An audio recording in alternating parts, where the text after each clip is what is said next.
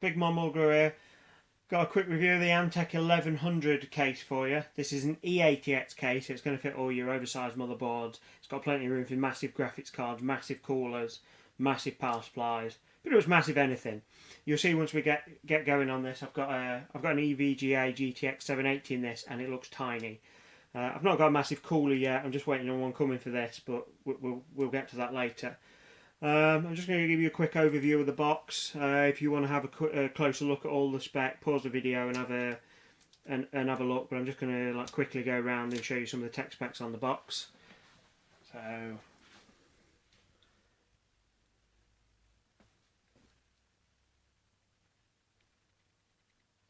there we go.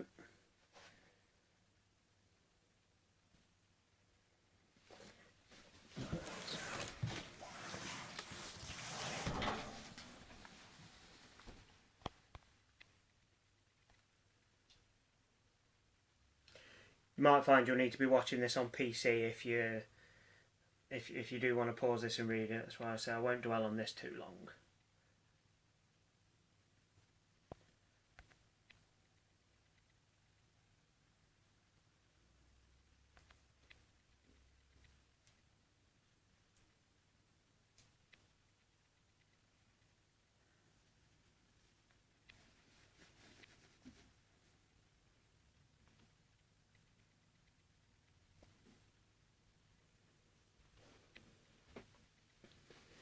So there's plenty of things that the marketing people like to shout out about this case.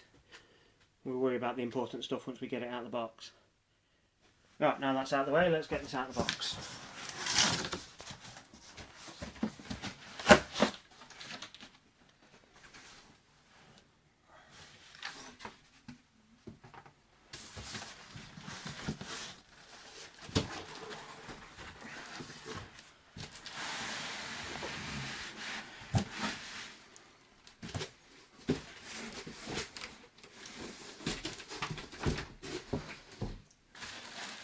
If this is your first E-ATX case you're getting, do be careful lifting it about. They are much bigger and much heavier than normal computer cases. You don't want to go throwing your back out.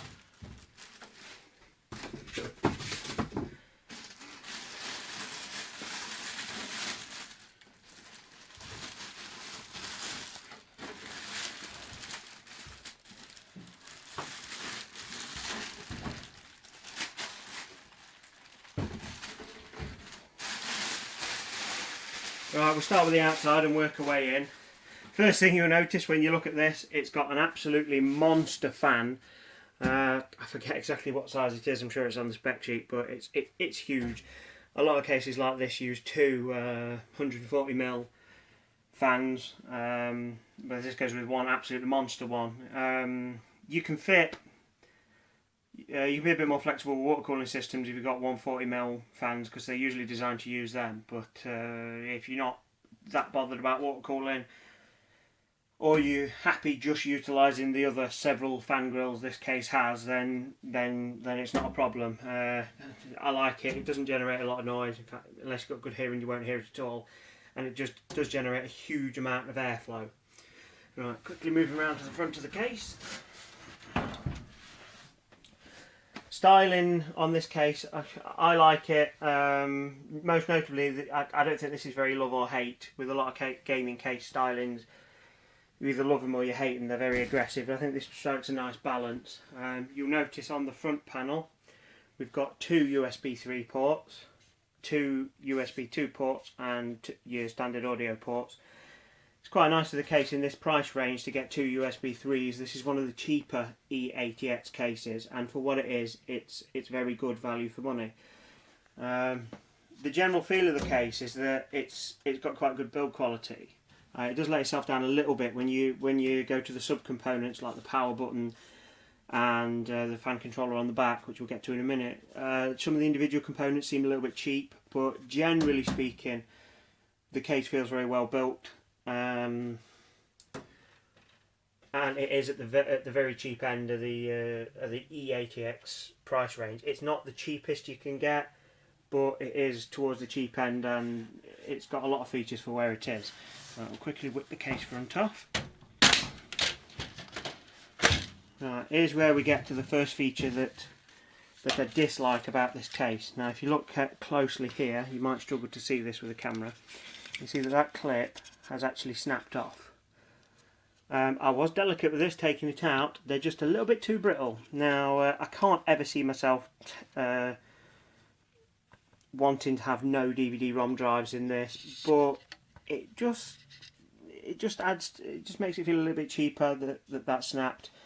I can't remember the last time I had a case where that did snap, and like I say, I was being careful, but they're just a little bit more delicate than they should be. It's not a major issue because I'm probably never going to put that grill back in, but it's just a little bit irritating. One of the brilliant things about this case, as you saw, it was quite easy to take the case front off. There's no screws, and once it's in place it does feel very firm. Now on the back of the front panel we have a dust filter which just pulls out. So we get two fans behind that. We can just pull that out, run the hoover over it, pull the hair off by hand, whatever you want to do, but it's quick and easy to remove that and clean it out. So you've got two big intake fans on the front, and that's dead easy to clean. Like I say, with a lot of cases you find that they either screw the front on, which is a pain in the backside to remove, or they just don't feel quite secure once they're in place. This does feel secure, so I quite like this one from that perspective. Let's just quickly whip that back on. While we're on the subject of fan filters, if we come down to the bottom of the case, the power supply has an intake at the bottom. A lot of cases that have the power supply at the bottom have this. But we've also got a quick release fan filter, so we can quickly pull that out, hoover it off, whatever you want to do to clean it off, put it back in. So you're going to keep plenty of airflow. That's never going to be a problem. Right, quickly before we take the side off, I just want to show you a side view from the front of the case, because we'll get to one of the other things that's a bit of an irritation to me on this case, is that the hard drives don't fit properly. So if you get a view, if we could just get a view from the front, now you'll see ever so slightly that the case is bowed around here. It's probably going to be very difficult to see on the camera, but I'll explain that in a second as we take the case side off. That's because of the positioning of the hard drive slots for the solid state drives, and there's not really a way around that, but let me take the case side off and you'll better see what I mean.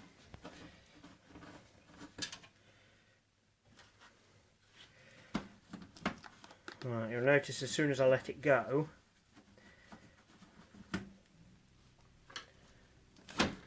it wants to pop up. Now if I put it in like that, it's not all the way down. That is because the hard drive plugs get in the way. Now if I take the case side off, you'll notice that the plugs for the hard drive are very flush. They're level with the side of the case. In fact, the case side with this hard drive, it actually presses on the plugs. I don't see that being a huge problem. That you can just get the panel on, but it's very fiddly. I mean, we're talking about a millimetre or two here. It's not massive, but it shouldn't be an issue. The problem with this case is you can't mount the solid state drives anywhere else. They have these quick release thing. They just slide into the case. You can see there's like a mount in here for two smaller drives. They will only go in this way round. You can't put them in the other way round. So you can't put them in from the back, which is a disappointment. You also can't, the quick release mountings that come with these hard drives, you can't mount the usual adapter brackets that come with the solid state drives. This solid state drive came with an adapter bracket, but you can't mount the adapter bracket with the quick release that comes with this case. Because if you could, I would have just mounted it the other way around like the hard drive is. If you notice with the hard drive, I've put the cables at the back. Now that's brilliant because I can hide all the cables away. This case has a massive, lovely side window. It's going to keep all the cables out of the way. It's going to keep the cables out of the way in my cooling. That would be perfect. But as it stands, I have to go one side, one the other.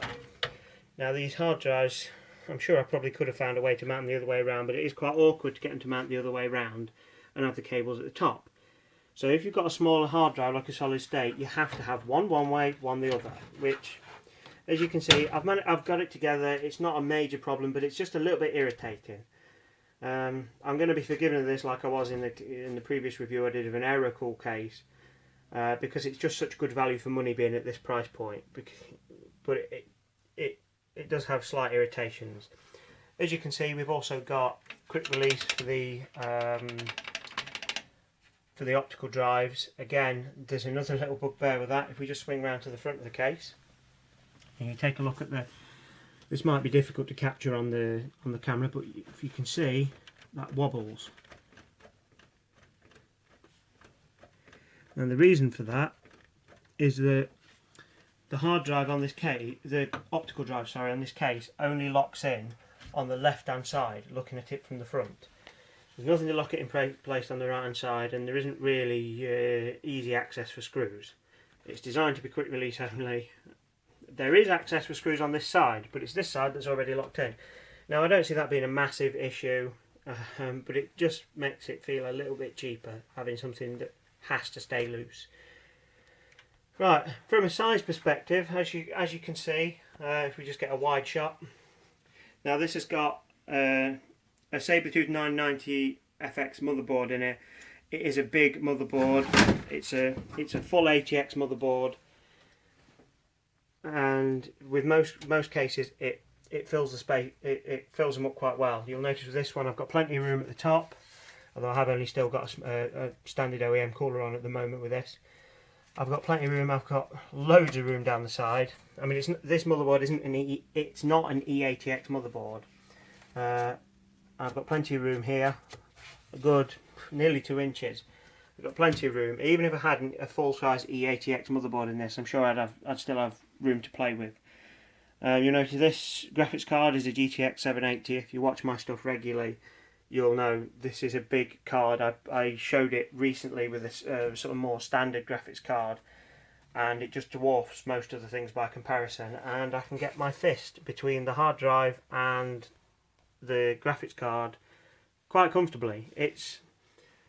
This case is huge. You can get bigger, but unless you're going to have 4 graphics cards, you don't really need to. And let's face it, how many of us realistically have 4 graphics cards? Now, as with most cases in this price range, we've got all the standard rubber grommets to run all your cabling around the back. I've not done that with the power cables. I find it's best to run power and data cables separately. But that's quite nice, neat. There's plenty of hooks on the back to keep everything in place. The fan that comes with it isn't bad. One feature I do really like about this case, and we might have to put the flash on to get an image of this. And if you look down here where there's which you'll probably only see as a mess of cabling, if you can see that circuit board at the back, there's a fan controller there. Now what that runs is when you first get the case, that controls that fan, and it controls this other fan at the back. But it's also got two fan connectors for it as well, so that we can run 4 fans off that. The fan connectors are the same as the ones you would find on a motherboard, but I find having them out here, out the way, by the time I put the case on, you should have been able to see from the outside, it keeps my cables out of the way, nice and neat for these ones on the side. Now I don't really need it with this motherboard, because this motherboard's got, I've lost count of how many fan connectors it's got. It's got loads, 1, 2, 3, 4, 5, 6, I'm sure there's about 8 on this motherboard if I can take the time to look around. I'm not going to, there's loads, just take my word for it. Right, if I quickly put the side panel back on, if I just pull the plastic off so you can see, you should be able to see it pulls the cables up quite nicely out into the corner, not enough to interfere with that fan at the back. Perspex is lovely crystal clear. It's one of the reasons I like this case. It does look absolutely gorgeous, and as we'd expect, you can see my finger coming through there. We've got the grommets for the water cooling. You can get around the back, and I think that's pretty much it. I say all in all, I do really like this case. I think there's a few little bits that let it down, but I don't think they're a deal breaker. It's a little bit awkward putting the case side panel back on, but it's not a big deal. It's a little bit of a letdown with the clip that broke on the front, but again, it's not a big deal. There's nothing massively wrong with this case, just a few little things, and considering it's at the real bottom end of the E-ATX price range, and it's got a lot of features included with that. I can be very forgiving about the lack of features. You'll notice from my videos I do get a lot of cases that are like that, that there are some issues with them, but then they're nothing that would be a major problem. If you do want to see some, please, if I've left anything out, please comment in the comment below the video, and I'll try and answer any questions you've got. If there's anything else you'd like to see, comment in the video and I'll see what I can do. If you also want to see reviews of the rest of the hardware that's in here, check out my other videos. I've got most of the hardware in this as separate reviews. Most notably, I've got the hard drive. It's a Kingston solid state drive. There's a review video of that going up soon. I'll link that in the video. And if you just generally like to see more gaming hardware of this grade, subscribe, and I'll do my best to put some more cool stuff up. I'll see you all soon. Bye bye.